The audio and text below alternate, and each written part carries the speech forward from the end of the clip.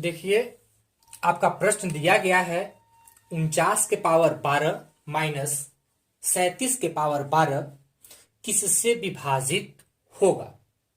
इस प्रश्न को देखने से गौर कीजिए इस प्रश्न पर। तो क्या है कि दोनों का बेस अलग अलग, दोनों बेस अलग अलग लेकिन दोनों का पावर एक जैसा। दोनों बेस अलग अलग है लेकिन दोनों का पावर एक जैसा है और बीच में साइन किस चीज का है, माइनस का। तो ऐसे प्रश्न को बनाने के लिए देखिए हम लोग कुछ इससे संबंधित महत्वपूर्ण पॉइंट को देखते हैं।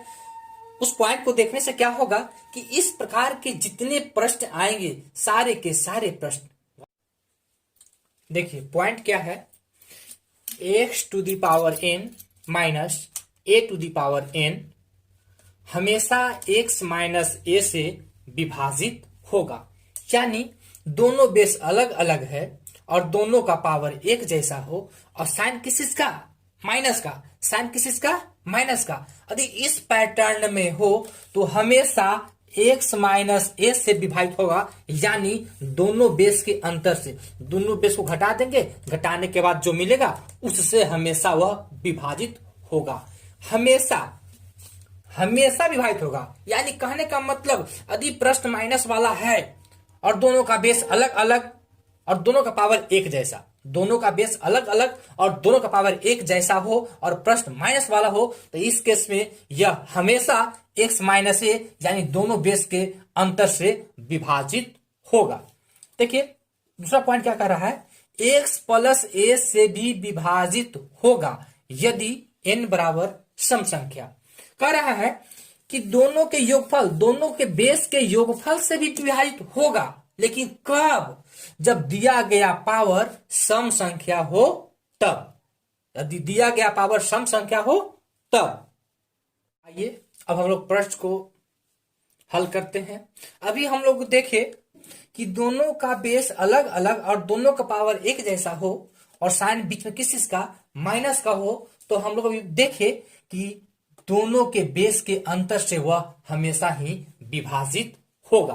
क्या देखे कि जब दोनों बेस अलग अलग और दोनों का पावर एक जैसा हो, साइन किस चीज का, माइनस का हो, तो इस केस में यह हमेशा ही दोनों बेस के अंतर से विभाजित होगा। यानी 49 माइनस 37 कितना, यानी यह 12 से विभाजित होगा।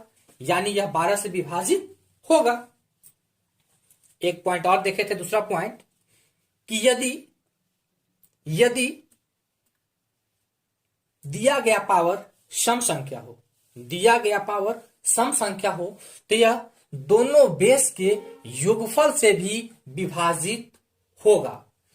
दोनों बेस के योगफल से भी विभाजित होगा, लेकिन कब, जब दिया गया पावर सम संख्या हो तब। देखिए इस प्रश्न को, हाँ देखिए इस प्रश्न को देखने से क्या लग रहा है कि दोनों का पावर सम संख्या है ना। पावर कैसा है, सम संख्या है। जब पावर सम संख्या है तो यह दोनों के बेस के योगफल से भी विभाजित होगा। यानी एक आंसर इसका और होगा क्या, 49 प्लस 37 कितना, 7 9 16 के 6 हाथ 1 7 1 8।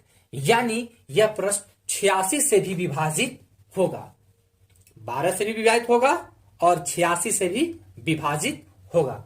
इसी प्रकार